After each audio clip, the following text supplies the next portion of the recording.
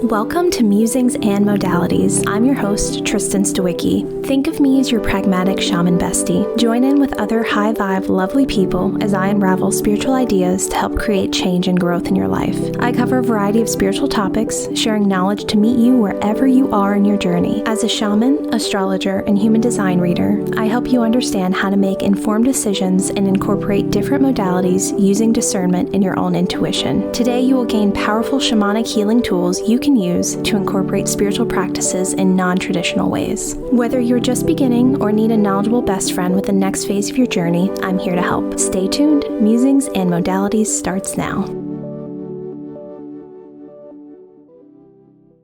Hey everyone, and welcome to Musings and Modalities. I'm Tristen Stawicki, your pragmatic shaman bestie, and for the next 30 minutes, we'll be diving into the topic of locational astrology with our special guest and my wonderful astrology mentor, KJ Atlas. KJ, thank you so much for being here to talk a little bit about your background. So, KJ is a graduate from Portland School of Astrology and is a writer and astrologer for the world-renowned Jan Spiller. Using her background in science, psychology, and health, she offers readings for natal charts, businesses, couples, and locational astrology.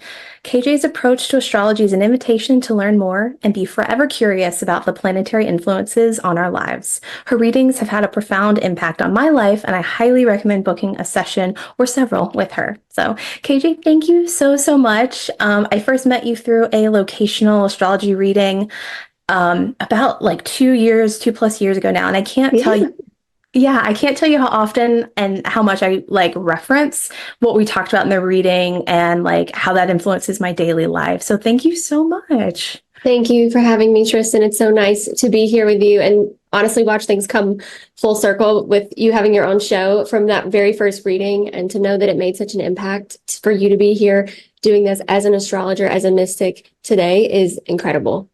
Thank you. Oh, well, I'm so excited to dive into it. So I'd love to just chat about locational astrology and, setting a baseline for our audience about what it is and, how you've really, how it's really influenced your life. It is the reason I'm an astrologer today, to be honest, because I always had an interest in astrology, and I did my high school senior project on astrology in the Bible Belt, which didn't go over well, but I loved it. I didn't care.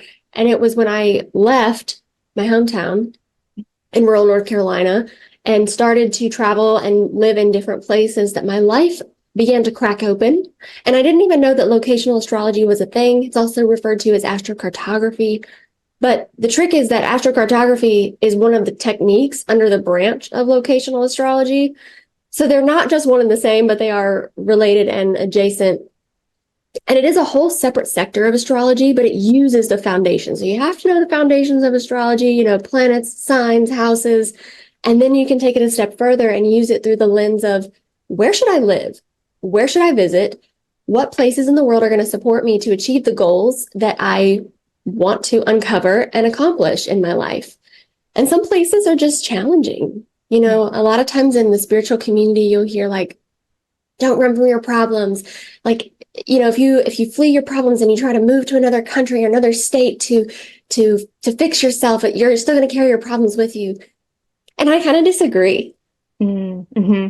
I think there are better places for you. And if you're feeling that way, if you're feeling like I'm just repeating old patterns and I'm stuck and I have this really strong intuition to go somewhere else, 99% of the time you have a planetary line, like a planetary vortex, we could call it, that's asking you to come to that place to embrace that part of your psyche, embrace that part of your soul, so that you can sort of level up and achieve those goals and achieve those dreams. And it has definitely done that in my life.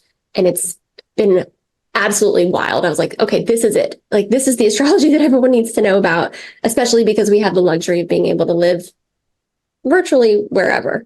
Mm-hmm. Absolutely. No, thank you so much.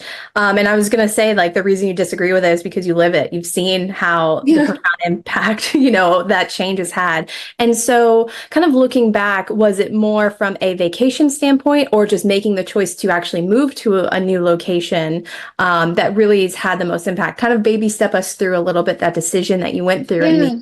Well, I always kept saying it when I was a kid, I can't wait to Mhm. leave this town. And I always said I wouldn't go to New York because I wanted to do musical theater. I wanted to do like stage acting. I didn't want to do film. I didn't want to do commercials. I was like, I just want to, do like I was obsessed with the Rockettes. I was like, I want to go to New York and I want to do stage theater. Then I went to New York and my heart broke. And I was Mhm. like, I feel so bad here. I feel horrible. Like I had a wonderful time.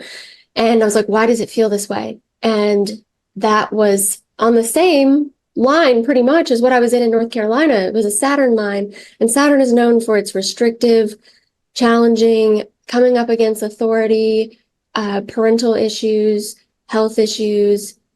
It's really tough. It can serve you in some ways. If you're like, I want to go to medical school or dental school and like I really need to focus, there's a time and a place, but it's not good for children. Saturn's tough on children. And I said, okay, I'm going to leave and I'm going to go south. I'm going to go to Savannah College of Art and Design and go there. Same longitude. Like, what are you doing? I got very, very, very sick. And I just kept coming against these obstacles on this longitude line. And I didn't know it existed. I had no idea. And so I went home.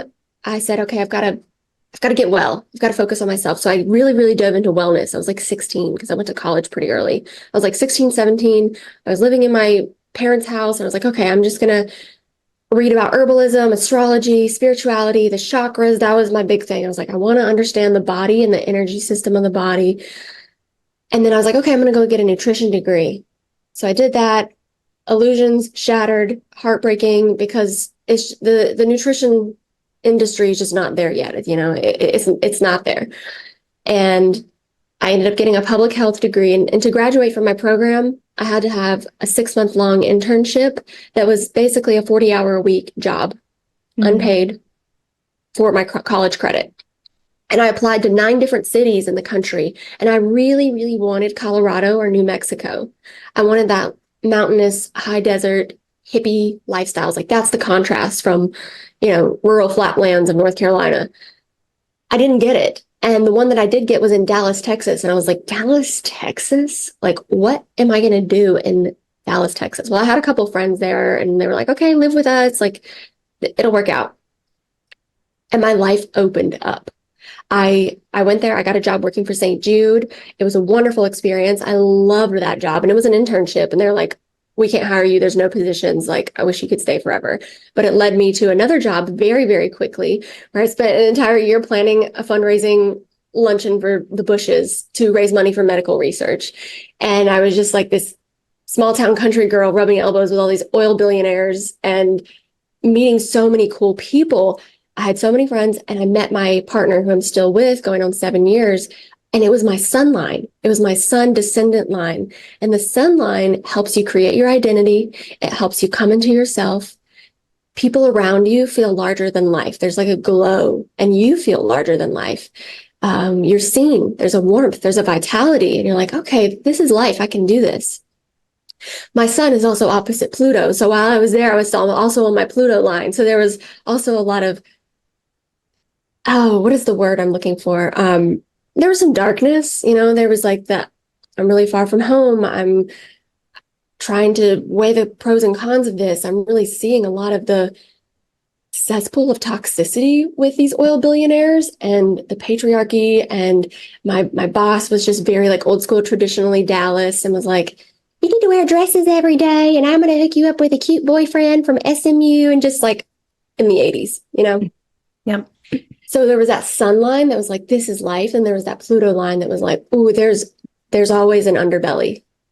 And so it wasn't my forever place. And it was the place that I needed. And I kept having this draw to go further west. I was like, I got to go west, like Las Vegas over. I was like, it's got to be real West Coast. Like, I was like, can I actually live in California? That feels so far away. And then I ended up, when I met my partner, she's like, I'm moving to Portland, where my parents are. I said, I've always wanted to go to Portland. There's an astrology school there. I'll come visit you and see if I like it. So I did. I ended up on my North Node Midheaven line. It's a minor line. The North Node is all about coming into your sense of purpose, and the Midheaven is about your career. And boy, did I do that, because I started branding. I started doing spiritual marketing, and I went to astrology school, and I started my astrology business. It was about coming into a purpose through your career. And I was there for about 5 years. I went to Mexico to latitude 120. And along this latitude, I have a sun line that's not inhibited by Pluto. And that's when I met all these people who were like, oh, I travel full time. Like, let's talk about locational astrology, and really helped me build the business online and globally and in a worldly sense. And it was just the best thing for the next phase. And we spent a lot of time in Mexico, it was pandemic, and it was just like, we're kind of hiding out. Like, the world isn't really progressing. What are we going to do? Then in 2022, we were on my sun line in Puerto Vallarta, and my partner's Neptune line. And she's like, I just feel like I'm in a haze here. Like, I love it, but it just feels like retirement and we need to hustle. I said, you're right. Let's go hustle. Let's go to my Mars line, and let's go to your Jupiter line, that fiery energy. Let's go to LA. And we did. And now we're in LA, and we've been here about 2 years, and it hits every single one of these places that I've lived for a lengthy amount of time has really taken me through the journey of fast-paced evolutionary personal development that you don't get just from being in one place and waiting for your transits to come around and wake you up. Mm-hmm. Absolutely. I always think about it's like, where can I go that will help me in the next phase of my healing journey? Because it's just that extra bit of magic, that extra bit of oomph that really makes a difference. It's like, do I want it to take me 2 years, or do I want it to take me 5 years? Let's get some energy going. Absolutely. It speeds things up. And I think it's no coincidence that Chiron's an asteroid, that it was discovered in the 70s. And astrocartography was discovered in the 70s. And I think these are both major, major tools of awakening and healing on an accelerated pace. And people who are born after the 70s, people who, like our generation of humans, are in a very special time where we are healing and evolving at such a rapid pace. And the discovery of these and the popularity of these have become symbols of that.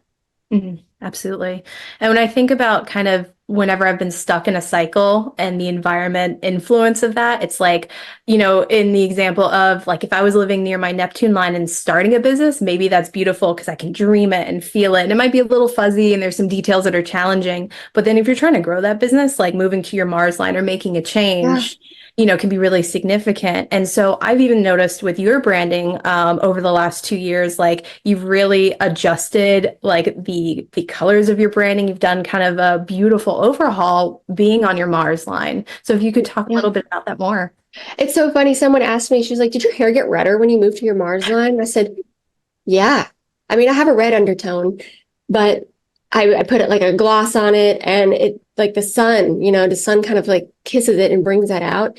And that's just like a funny manifestation. Like Mars is like the red planet. And then some of that is also related to transits, whereas like the sad beige baby thing has been a big part of the Capricorn Pluto transit. And then so many millennials have that Capricorn Uranus, Capricorn Neptune, maybe Saturn too.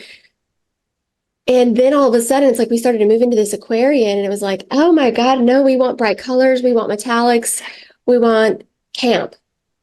And I was like, what am I doing? I've never been a beige person. It was right for the times. It helped me separate myself from like the Galaxy brands. Just nothing wrong with that. I just wanted to stand out. And it did stand out. And now I'm like, oh my God, I've always been a pink and purple girl. And so I was like, I need to make my brand pink and purple and juicy with like fruits and, oranges and cherries. And that was a big part of this sort of the Mars bravery that you get when you're on a Mars line, of sort of stepping into fearlessness of being seen. No, that's beautiful. And I want to talk about vacations next, but to kind of tie this up a little bit is, so we all have planetary influences. So you are not unique because you have a sun line. We all have one. And so we all have these influences in our chart. And so even if you're not someone that has a deep understanding of astrology, there are things that are kind of common knowledge. For instance, the Venus line, is great for relationships and maybe building up partnerships and things like that. There are some pieces of kind of that, oh, that makes sense. That's kind of the basic understanding of a planet. And so as we think about vacationing, and if folks aren't available to move as frequently as they'd like to, talk talk to me a little bit about, kind of your recommendations when someone is choosing a vacation spot and the length of time you recommend to get the benefits in Yeah. kind of short term. There's a couple of different techniques that I would say if you can't move, here's what you can do.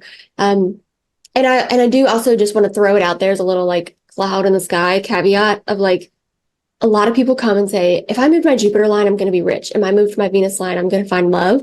And you're going to find those things through the lens of which you have integrated that. And you do it through your sign. Like people who have maybe a detriment Venus, you're going to have to work harder at that. And it is that feminine energy too. So if you're a straight woman who wants a man, you might want to go to your Mars line because you're going to have a lot of female friends if you go to that Venus line. Your girl squad's going to be amazing, but you're not going to have that masculine energy.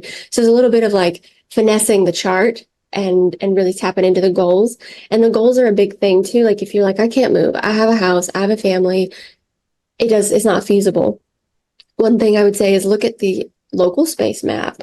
Local space is a technique where you can say, okay, you live here, but if you every couple days a week drive 15 minutes to this cafe on your Jupiter line and you do some work there, that's really going to help you tap into your Jupiter energy. And you can still stay in your home. You don't have to move.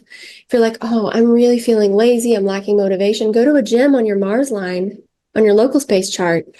If you're like, I really want to tap into my creativity, take a community college art class on a Neptune line or a Venus line in your local space chart because it's local to the environment. You don't have to leave.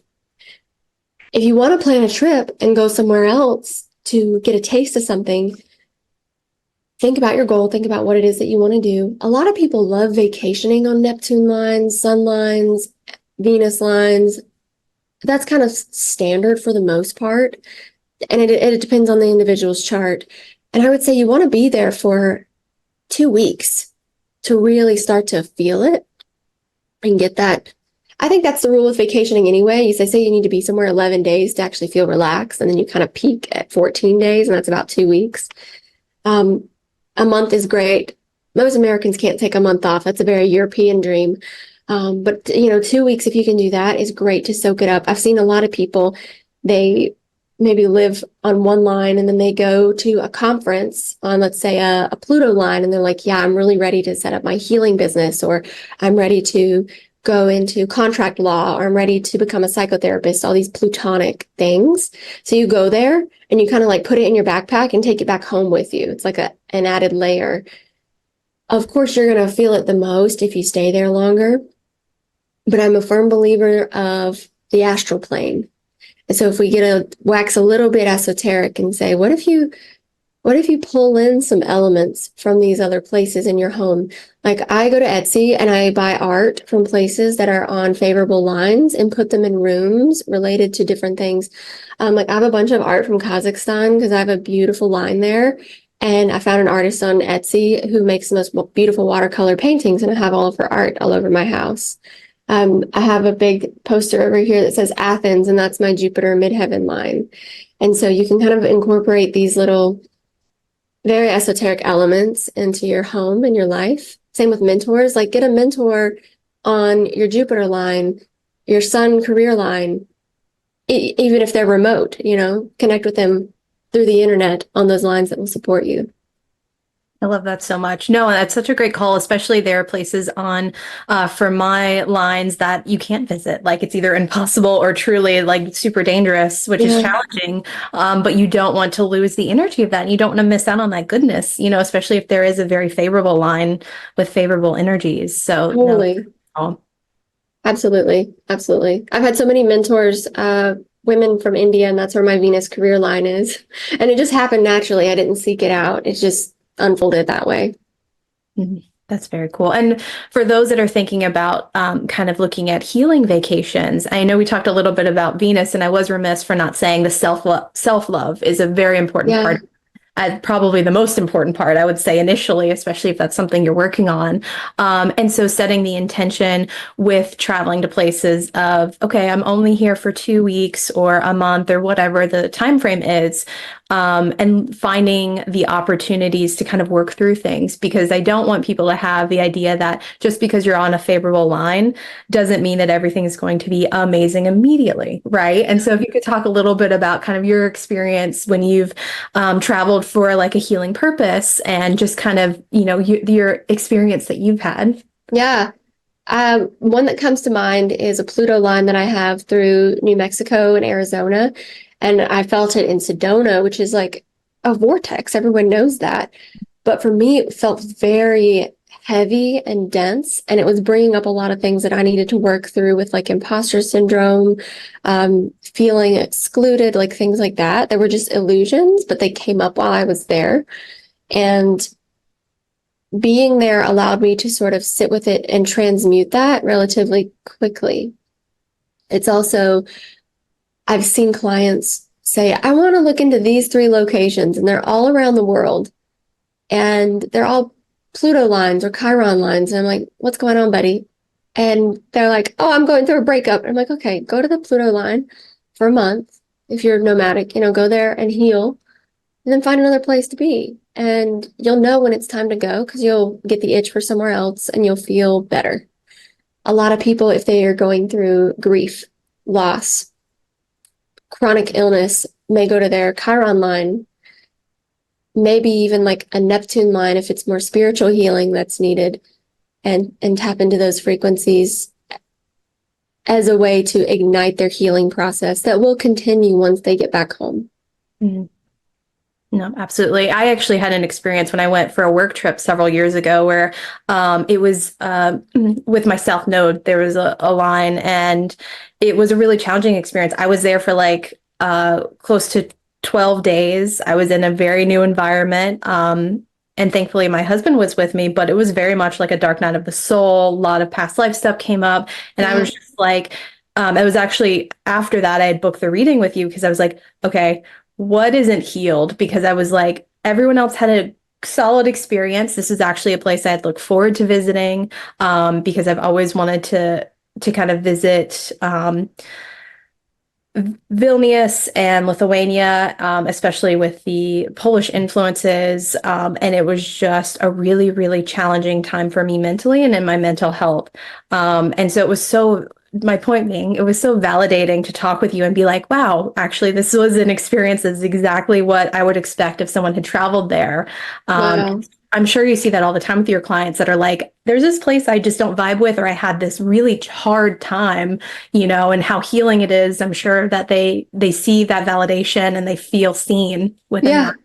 Yeah. Sometimes it's funny too, because I'll ask in my intake forms, like, what are some places you've loved and what are some places that you don't love? Because it helps me to kind of see how things manifest. And then I had someone recently say, like, oh, I loved my time in Turkey. And it was a Saturn IC line. And I was like, hey girl, can we talk about this? And she's like, oh, I loved it. But now that I think about it, I did almost get trafficked and kidnapped. And I was like, okay, there it is. Like, she's like, I probably would never go back. I was like, yeah, I wouldn't either. That's your Saturn IC line. Dealing with it. She's like, yeah, the cops didn't do anything. I was like, yeah, was there like run-ins with authorities? She's like, yeah. She's like, I did have a great time. It really expanded me. Her Saturn was in Sagittarius. So her lesson there was to grow and expand culturally, but you still have the influences of negative Saturn on those lines. Absolutely. And I think conversely, I do want to call out. So there are places that I've visited that I really enjoy the energy of, and there aren't necessarily planetary influences. For me, that's actually New York City, which I love going to. And so it is really interesting when looking at places I just like versus places where you feel that influence. There is a difference. Like my moon line runs through Savannah, Georgia, and every time I go there, I love it. Like it's always welcomed me with open arms and things like that. And as I think about kind of the next phases in my journey, I actually am really excited to spend some time on my Mercury line. Have you spent time on yours? Yeah, mine ran through Cabo San Lucas, and I was living there for a month. And that's when I started my horoscope column with a company out of Israel, which is my Neptune line. So that was interesting. I did that for 2 years, and I wrote 20,000 words a week. And so it got easier as it went on. But that first month, several months actually, were rough. And so I was like scrambling, I was typing, I was writing so much. I had carpal tunnel. My friends were like down on the beach having a picnic. And I was like just writing. I was writing. And then I would get done with my work and then I'd run down to the beach. And then I would wake up in the morning before everyone else and I would write. And then just try to like fit everything in. And I had friends visiting. It was very stimulating and very social. Overall, it was great. But I found it interesting that that happened right when I moved there. Mm, absolutely. I think the other thing that's really interesting, especially those of us who travel with our partners or our spouses, the different influences on each person. Yeah. And just how it can be a very different experience, even if you're going to the same places, eating the same food, like all of those things, which I'm sure you've seen as well. Yeah, yeah. That's the hard part too, is especially like couples and families moving together. It's like a puzzle, like Tetris. We have to plug it together and be like, what are the pros and cons here? How do we weigh this out so that everyone has a good experience? No, that makes sense. And so as we think about locational astrology, I want to make sure there are some great like key takeaways for the audience. So as you think about kind of three key things people can kind of do as they start to introduce themselves to locational astrology, is there anything you'd recommend? First step is get to know your chart and learn each of the different placements and see where you're at on the journey with each of those. Which ones do you feel disconnected from or resistance to, and which ones are like, oh yeah, that's me. That would be the place to start. The next is just to get the map on astro.com and click the extra details at the top and just start moving around. One thing I'll always say is that there is no chart that I've ever seen that has lines in the ocean. That comes up all the time. People say, "Oh, my lines are in the ocean." No, they're not, honey. I've never, ever seen a chart with lines in the ocean. There are planetary influences everywhere to some degree because of the relocated charts, which is a whole other system that I use to kind of cross-reference everything in the map to make it more precise. And I also would say is figure out which goals in life you want to accomplish next, because there's not a perfect place for anybody. There's a perfect place for your stage in life and your goals right now. No, that makes complete sense.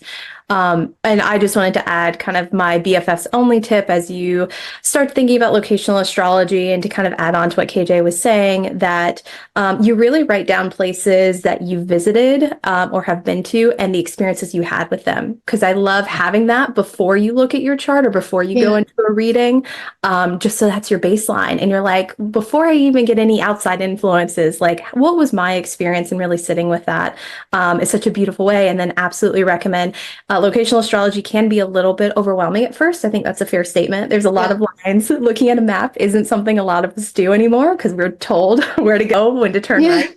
And so I just wanted to highlight that. And then as we kind of wrap up, so KJ, I know you have some amazing offerings. I'd love to hear more about the Grove Almanac. I'm already signed up for the wait list and I'm so excited. This is going to be so fun. I've been working on this for honestly years, because everyone has been saying, what is the best way to work with daily astrology? How can I do this without having to know all of the details? And I've been mulling it over for so long. And I'm like, duh, it's a Google Calendar.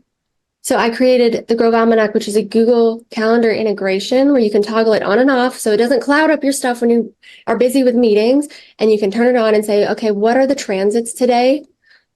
And instead of the astro jargon, which gets very confusing, I have turned it into practical tips and essentially like poetry, sensual poetry of here's what you can do today. Take a bath, go for a walk, drink a bubbly carbonated soda, like work with these energies in a romantic way.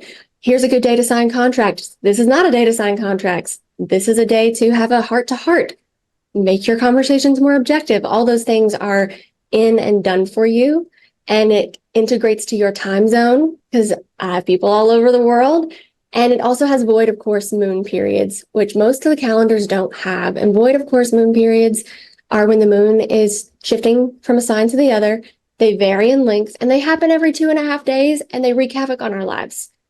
Don't ever try to make dinner plans during a void of course moon. Just tip. Yeah. So that's coming out at the end of Pisces season on March 19th. And will be available for purchase on my website. And it's a year-long subscription. And I'm so excited to bring this to life. This is incredible. And I'm so excited it's not yet another app. You know what I mean? I love that it integrates directly, and I will just always have be able to keep track of that if I'm traveling or wherever I am. So this is honestly the coolest thing, and I can't wait. It's gonna be great. The doc that I'm working on of is like hundreds of pages. I'm like, oh my God, what did I get myself into? But it's beautiful. I can't wait to show it to the world. Oh, that's incredible.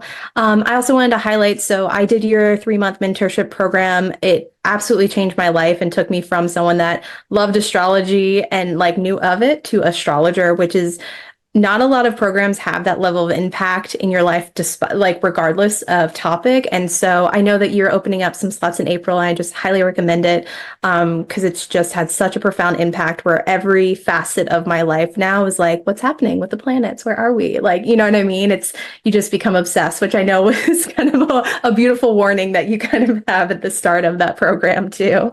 Thank you, Tristen, for sharing so much about how that this mentorship has impacted you and changed your life, because I've witnessed that just by watching you and bringing your work into the world. And I think that studying astrology beyond the baseline, the basics of just like the idea of it really helps connect you to nature and your innate self and reminds you of who you are, what you're supposed to do, how you're supposed to do it, to bring your magic into the world into its most authentic way, so that you can make the world a better place, achieve your goals. This is truly a blueprint. And when you go through a mentorship like this, where I hold your hand through every single step of the way and make sure that that transformation is held tightly in a safe, warm container, I hope, and I've seen that it helps you bring your magic into the world in the way that you're supposed to. And you're a big testament to that, Tristen. Thank you. No, it's incredibly transformative. And I know that would be that way for every single person wherever they are in their journey, which is so beautiful. Like, what a gift you have for that. So Thank you. Thank you. I was raised by an elementary school teacher, so I think I just learned how to teach things just by existing as a child. And I love sharing information as a Gemini, bringing information into the world, because this is an old language. And it doesn't have to be confusing. It can be just a reminder of everyday magic. I love that so much. That's perfect. KJ, thank you so much. I'm so thrilled and honored to have you on the show. I so appreciate your wisdom and for sharing such helpful information. And thank you so much for watching Musings and Modalities with me, your pragmatic shaman bestie. Tune in on the 2nd and 4th Mondays of each month at 8 a.m. Pacific and 11 a.m. Eastern for more fabulous episodes. I'm so grateful for KJ joining us today and highly encourage booking a session with her at kjatlas.com. Thank you for listening. Thank you, Tristen. You've been listening to Musings and Modalities with me, Tristen, your pragmatic shaman bestie. For more powerful healing tools, join me every 2nd and 4th Monday at 8 a.m. Pacific on Transformation Talk Radio. I cover a variety of topics to meet you wherever you are at on your spiritual journey. Learn techniques to work with pendulums, past life healing, astrology, and more. Please share the show and subscribe for more guidance from your pragmatic shaman bestie at musingsandmodalities.com.